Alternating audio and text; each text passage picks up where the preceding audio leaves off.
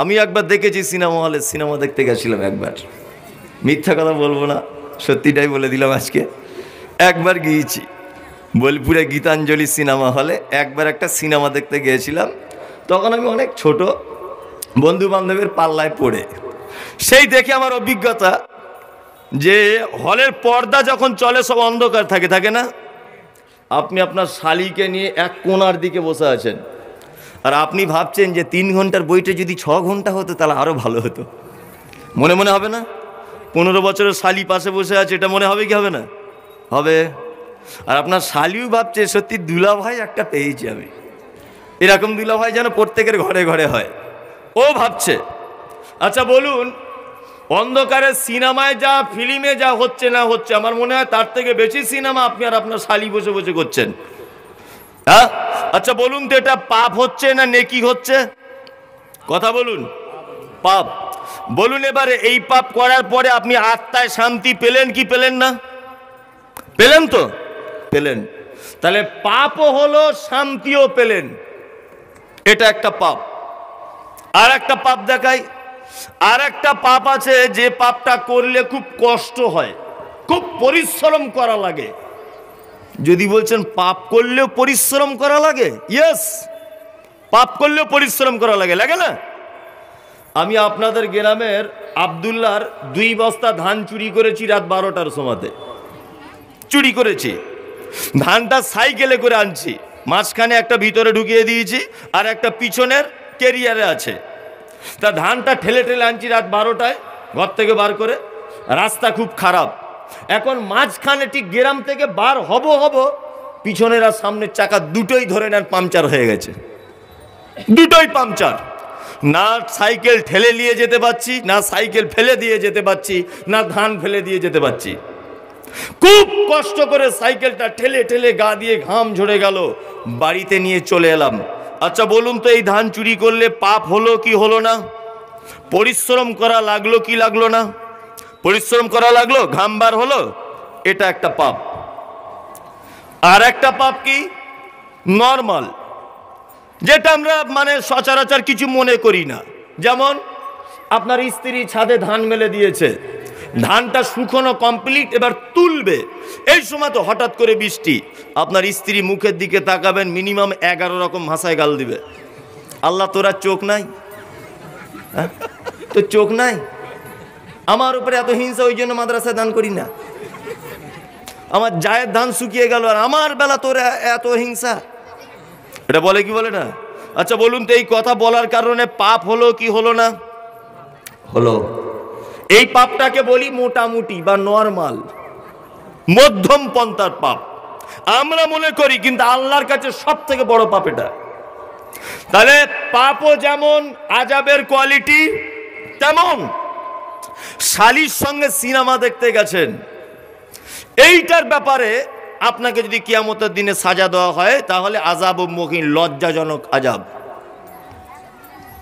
লজ্জাজনক আযাব আবার কেমন? আচ্ছা, আমি এই মাদ্রাসার 100 টাকা চুরি করেছি। যদি বলছেন আপনি হাদিস কোরআন বলবেন না, আরে অনেকগুলো কোরআনের আয়াত পড়েছি, আমাকে শুরু জমি রেডি করতে দেন, তবেই তো একটা একটা করে বলবো। 100 টাকা চুরি করেছি মাদ্রাসা থেকে, হেড মাওলানা ধরে ফেলেছে। আচ্ছা, ধরে ফেলার পরে আমাকে বলছে মারবো এক ঘুষি, মারবো এক ঘুষি। তখন আর একটা মৌলভী সাহেব বলছে মারিয়েন না, বক্তা লোক ভুল করে করেই দিয়েছে। তা মাদ্রাসার সভাপতি বলছে মারবেন না, ঠিক আছে, তবে একটা সাজা দেবো। কি সাজা? না, লোকের সামনে মৌলভী সাহেব থুতু ফেলতে হবে রাস্তাতে, আর ওই থুতু নিজের জিভ দিয়ে চাটা করাতে হবে। আচ্ছা বলুন তো, এক চড় মারলে বেশি অপমান হব না জনগণের সামনে থুতু ফেলে আবার ওই থুতু যদি চাটতে বলে, এটাই বেশি অপমান হবে? কোনটা? থুতু ফেলে চাটা। তা কিয়ামতের দিন আল্লাহ তাআলা এইরকম কিছু সাজা দিবেন মানুষকে, থুতু ফেলে দিয়ে বলবেন যে চাট। এইরকম ধরনের কিছু আযাব, থুতুর কথা বলছি না আমি। 2, যারা বলেছে রোদ্দুর, এত রোদ্দুর, সূর্যের কি 12টা মুখ হয়ে গেল নাকি? ও যখন পানি অতিরিক্ত হচ্ছে তখন আবার বলছে আসমান মনে ফেটে গেছে কোথাও, তাছাড়া এত কেন পানি হবে? অনেক মানুষ বলে না, এই এদের ব্যাপারে বলা হচ্ছে খুজুহু ফাগুল্লু সুম্মা জাহিম সাল্লু, এদের হাতগুলোকে পিছনে বাঁধা হবে আর বাঁধার পরে তাদেরকে জাহান্নামে ঢোকানো হবে। আল্লাহু আকবার। শুধু এই কথাটা বলার কারণে নরেন্দ্র মোদী ওর হাত বাঁধা থাকবে, জ্যোতিবাবু হাত বাঁধা থাকবে, বিশ্বকবি রবীন্দ্রনাথ হাত বাঁধা থাকবে, মাইকেল মধুসূদন দত্ত হাত বাঁধা থাকবে, ডব্লিউ বোস হাত বাঁধা থাকবে, দিলীপ বাবু হাত বাঁধা থাকবে, অমিত শাহ হাত বাঁধা থাকবে। আচ্ছা, এই হাত বেঁধে সাজা দেওয়ার কারণ কি? হাত বেঁধে সাজা দেওয়ার, এখন আমি গ্রামে চুরি করে ধরা পড়েছি বা হেড মাওলানা চুরি করেছে ধরে নেন বোঝানোর জন্য, তা ওনার দুটো হাত আমি এক জায়গায় বেঁধে দিলাম, দিয়ে আমি গ্রামের মোড়ল, আমি বলছি দেখি কে খুলে দিতে পারে, কার সাহস আছে দেখি, তোর কোন বেটা আছে তোর হাত খুলবে। এটা বলি কি বলি না? বলি কি বলি না? তা আল্লাহ হাত বেঁধে সাজা এই কারণে দিবে, নরেন্দ্র মোদীর হাত যখন বাঁধা থাকবে তখন আল্লাহ বলবে দেখি আজকে তোর হাত কে খুলে দিতে পারে। অমিত শাহর হাত যখন বাঁধা থাকবে তখন আল্লাহকে বলবে দেখি তোর হাত কে খুলে দিতে পারবে। বড্ড এনআরসি করে গরিব মানুষদের চিটার করছিলে, তোমার আজকে হাত বেঁধে দিয়েছি, দেখি কোন ক্ষমতাবান আছে তোমার হাত আজকে খুলে দিবে দেখি। মানে আল্লাহর যে একার নিজস্ব কত পাওয়ার, এই পাওয়ার দেখানোর জন্য আল্লাহ বলছেন কোরআনে খুজুহু ফাগুল্লু সুম্মা জাকিম সাল্লু, অপরাধীদের হাতগুলোকে পিছনে বেঁধে দেওয়া হবে। বোঝাতে পেরেছি আপনাকে?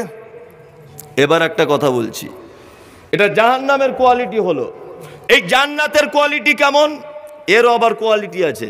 এখানে আমল যেমন, ওখানে জান্নাত তেমন।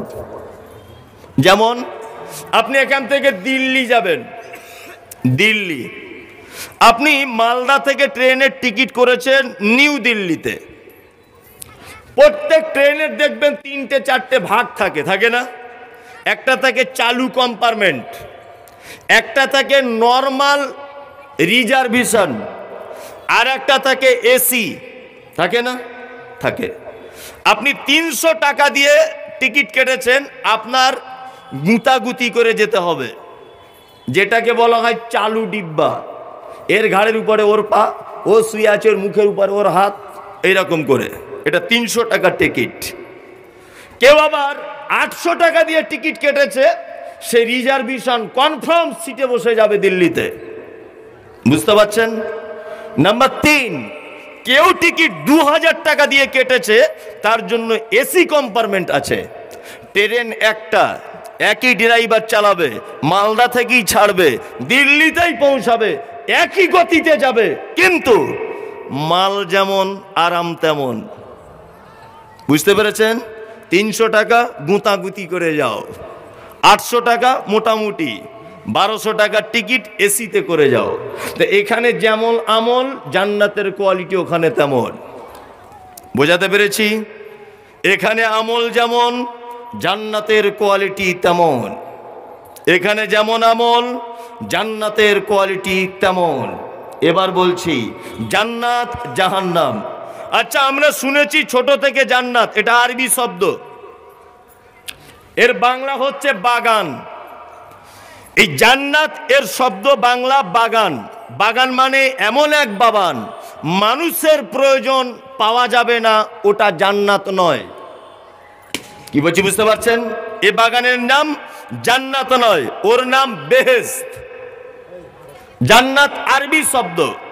এইবার আপনাকে বলছি এর মূল জায়গাটার নাম কি? কথা বলুন, কি? জান্নাত।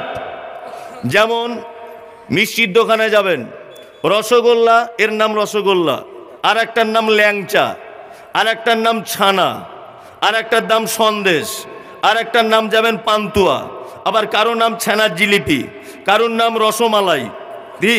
এর মূল উপাদানের নাম কি? পাগল কথা। এর মূল উপাদান কি? দুধ।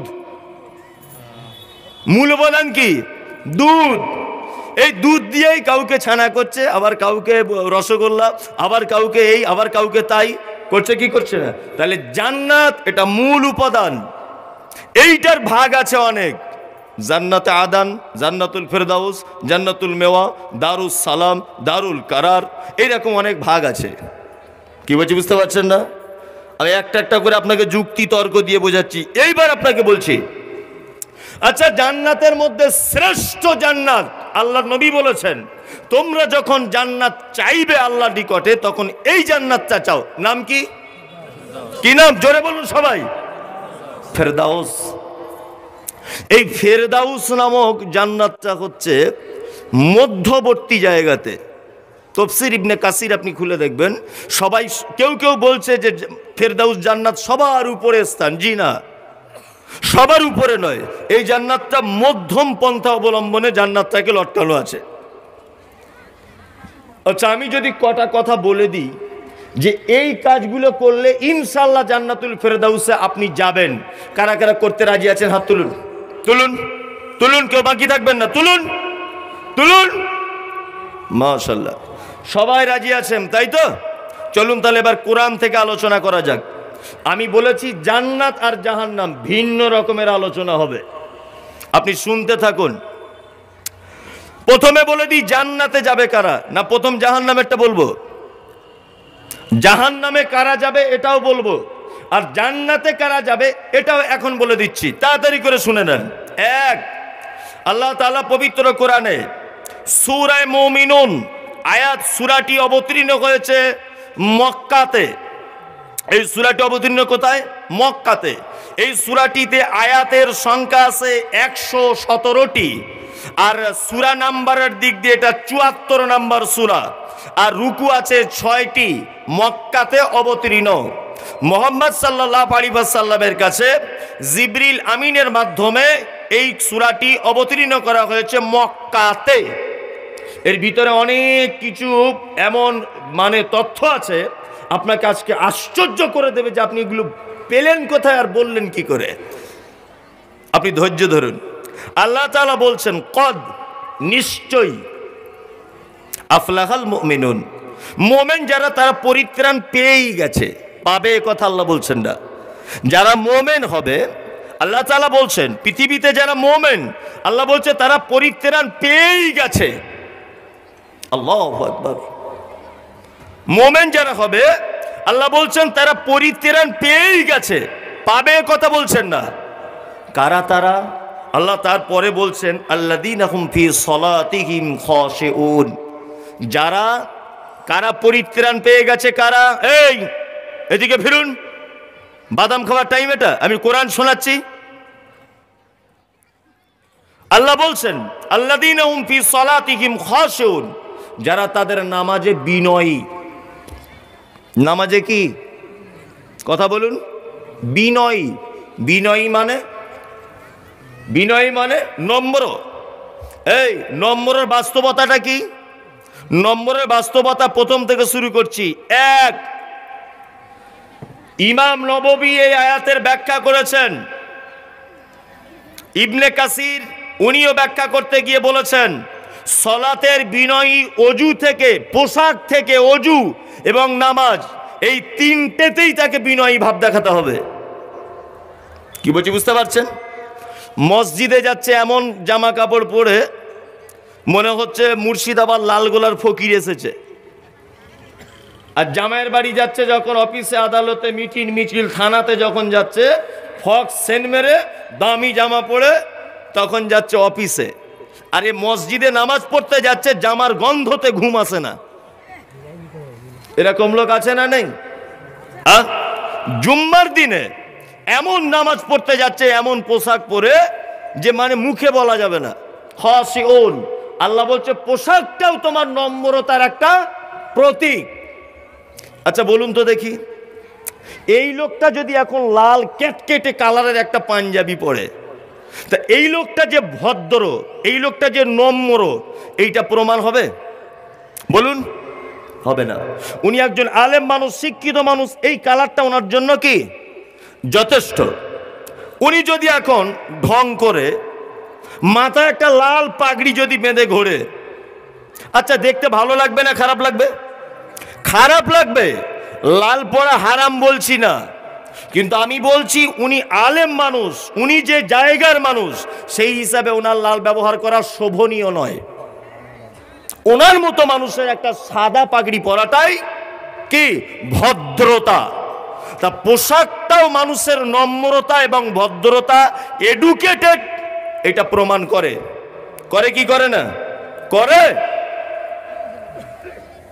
আজকালকার যুবক ছেলেরা দেখবেন তো